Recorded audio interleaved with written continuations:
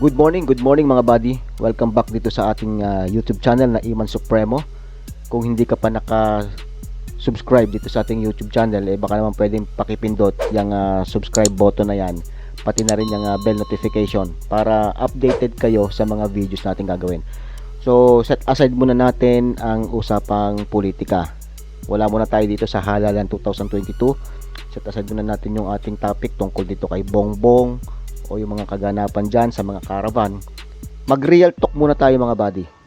Isang napakahalagang pag-uusapan natin na alam ko na marami sa inyo ang apektado din dito. Lalong-lalo na kung kayo ay may mga kamag-anak na hanggang sa ngayon ay nandoon sa bundok at nakikibaka.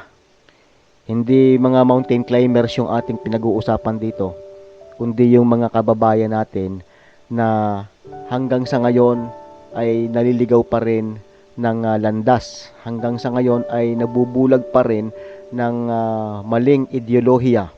Hanggang sa ngayon ay nagpapauto pa rin sa galamay ng mga komunista.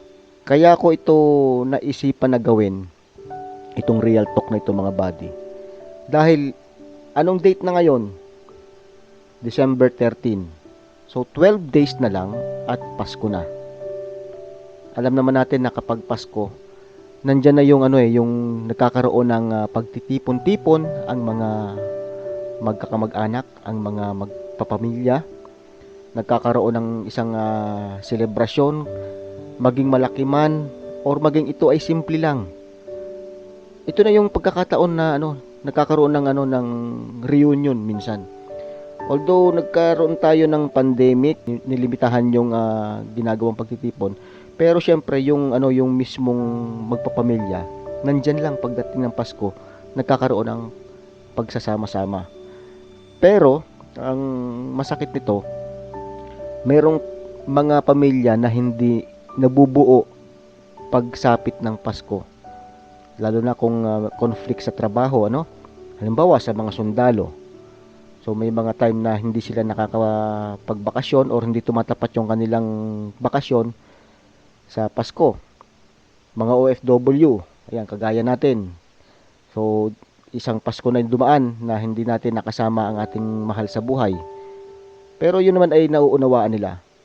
Pero ang masakit, yung may mga kamag-anak kayo or ikaw na ama ng tahanan, hindi ka makarating sa Pasko dahil ikaw ay nandoon sa bundok at nakikipaghabulan sa mga militar, nagtatago sa mga militar.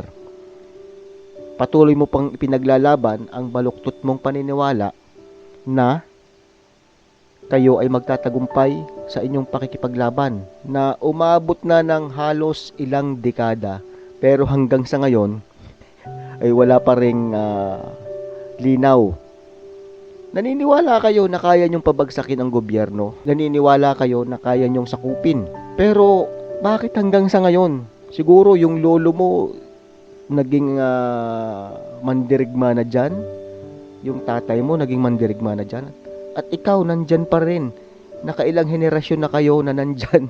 Pero wala pa rin nangyayari sa pinaglalaban ninyo. Tapos sasabihin nyo, peace talk. Kagaya nung nangyari nung mga ilang araw na dito sa may Miag-Aw sa Iloilo na kung saan nagkaroon ng engkwentro at talagang matindi ang ang dinanas ng mga mandirigma nating mga kapatid diyan na kumalaban sa mga sundalo. Tapos may narinig ako o may nabasa ako na balita na kung saan kinokondena ninyo yung pambobomba, yung mga airstrike ng mga military, at hindi daw ito ang sagot kundi peace talks. Oh my gosh. Yung peace talks, alam naman natin na ginagamit nyo lang para kayo makapag-regroup, para kayo magpalakas ng puwersa, para hindi kayo kantiin ng mga sundalo sa ganitong panahon, para makapagparami kayo, di ba? Ngayon, nung ginamitan na kayo ng mga airstrikes, ayan na, gusto nyo na naman ng peace talks. Ilang beses na ba ang ibinigay sa inyong pagkakataon ng gobyerno? Pero ito ay hindi ninyo binibigyan ng pansin. At bagkos, yung mga kasama nyo na nasa bundok, patuloy pa rin sa pagharang sa mga sundalo na nagpapatrol, patuloy pa rin sa mga pulis na dumadaan sa isang alanganing kalsada at inyong inaambush. At ang masakit nito, may mga civilian pa na nadadamay sa mga kagagawa ninyo. Pero never kayong umamin.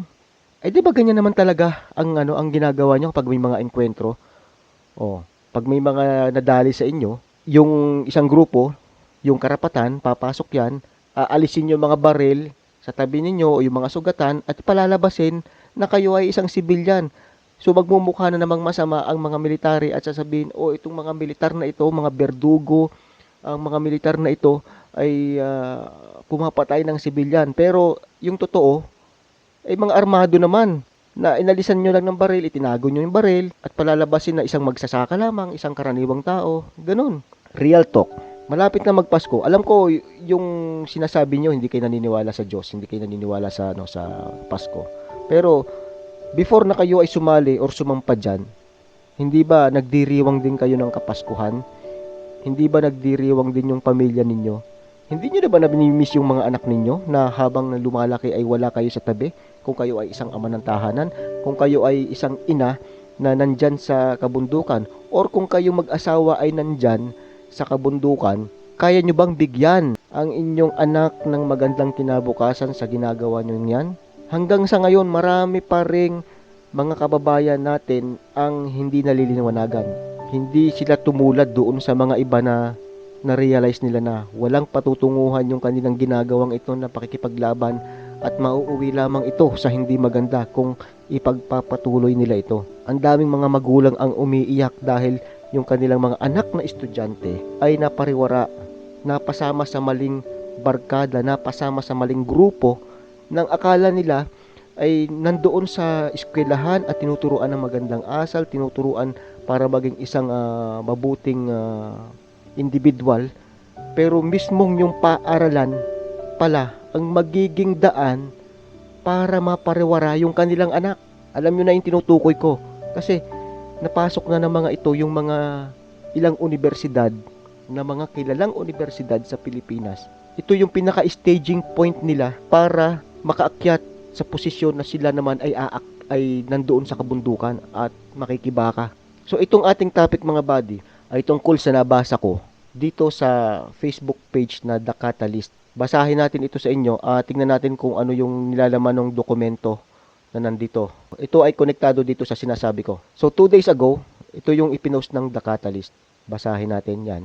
Sentral ng Konseho ng Mag-aaral, SKM, declares the National Task Force to End Local Communist Armed Conflict or NTF-ELCAC and Hands Off Our Children movement as persona non grata in the Polytechnic University of the Philippines, PUP main campus.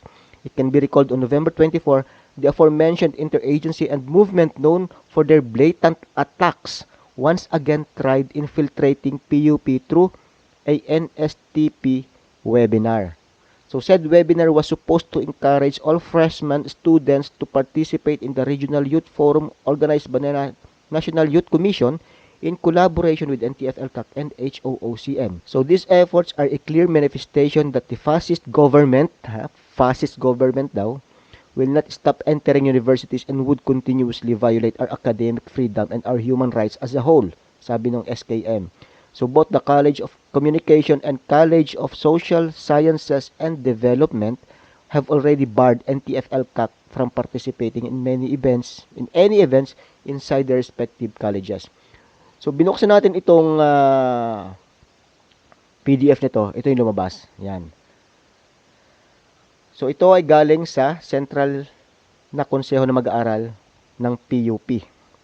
So December 11, 2021 inilabas.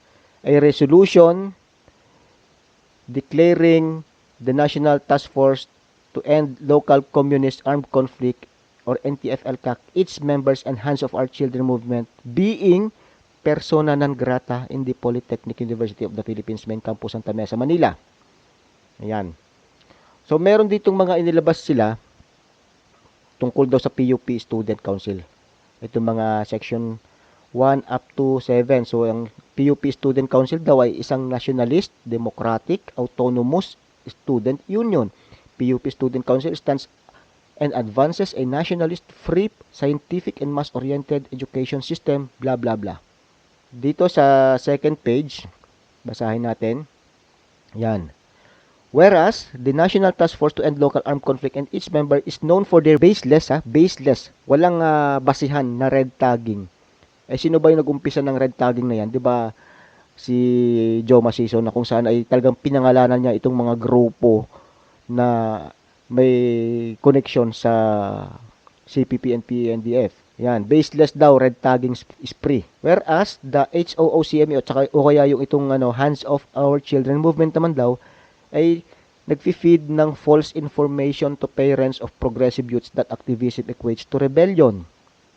Paano nga naman na hindi magsasalita itong mga taga HOOCM? Yung mga anak nila, na kung saan nga ay pinag-aaral nila sa napaka-prestihiyosong universidad, ay mababalitaan nila na sumasali na sa mga pagrarally. Kagaya ng sinabi ko, staging point lang to, yung mga pagrarally na to, pagiging aktivista. Ang kalaunan na pagtatapusan nito ay ang paghawak ng armas at hindi lang isang beses, kundi marami ng beses mga buddy na may mga nangyayaring ganito na ang mga nadadali sa mga engkwentro ay mga estudyante. Anong ginagawa ng mga estudyanteng ito sa kabundukan? Anong ginagawa ng mga estudyanteng ito na kasama yung mga armado? Kapag ang sinasamahan mo ay mga ganitong klaseng tao, ang kalalabasan, ganyan ka rin magiging klaseng tao. So whereas the movement pushes in destroying youth's activism, believing that it is true enemy of the Filipino youth, for it dismantles young people's aspirations to have a future and build a family. Anak ng toko ay mas nadidismantle nga yung yung mga pangarap ng mga magulang, yung kinabukasan, yung pagkakataon na gumawa ng isang pamilya kapag ikaw ay sumali sa makakaliwang grupo. Whereas the movement feeds on the agony of youth activists, parents, and uses it to their advantage in manipulating and brainwashing the very foundation and definition of activism in the Philippines. So, binabaligtad ng mga ito ang nangyayari. Sila yung dapat na sinasabihan ng mga ganito. Whereas the NTF-ELCAC have infiltrated the sectors of the Philippine society such as women, youth, media, working class, and even the indigenous peoples. Sino bang mga nag-infiltrate? Gabriela, Anak Pawis, Bayan Muna, Anak Bayan. 'Di ba? Yung mga party list nito, yan yung mga nag-infiltrate sa mga iba't ibang sektor ng sosyedad. So marami pa dito na binanggit ang PUP-SKM. At yun nga, yung sinasabi ng mga scholar ng bayan and its students leaders condemns any forms of contravention. Ito, paano ba naman hindi mare-red tag sila? Kung totoo man yung sinasabi nila na red tag. Kagaya ng nabanggit natin kanina na may mga senaryo, may mga nangyayari na kung saan nga ay mga galing sa mga prestihiyosong universidad na ito, yung mga nadadali ng mga militar. Magsasay tayo ng dalawang example na kung saan nga ay isang estudyante ng PUP ang nakasama sa engkwentro. At mismong yung isa namang nakita natin dito, mismong yung nagbalik-loob na rebelde ang nagsasabi o nagpapatunay na itong mga taga PUP at UP ay nare-recruit mismo ng mga makakabilang grupo o makakaliwang grupo. Ito, balita ito. Anong date ito inilabas? So, January 14, 2019. PUP students being forced to join NPA, says ex-rebels. Some students of the University of the Philippines and the Polytechnic University of the Philippines in Laguna are being forced to join the New People's Army, rebel surrenderies said on Tuesday. Kita nyo yan?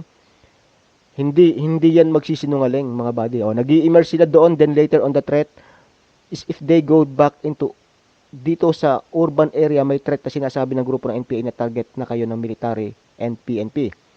Pangalawa, ito yung sinasabi ko. 2017 pa ito inilabas sa inquirer.net.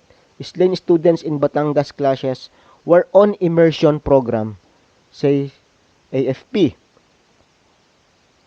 Anong sinasabi? A University of the Philippines student and other youngsters who were amongst the 15 suspected New People's Army members killed at Nasugbu town in Batangas. Mga tropa natin ang nakadali sa mga to. Tapos, sasabihin nila na itong mga school na to ay hindi nagiging breeding ground.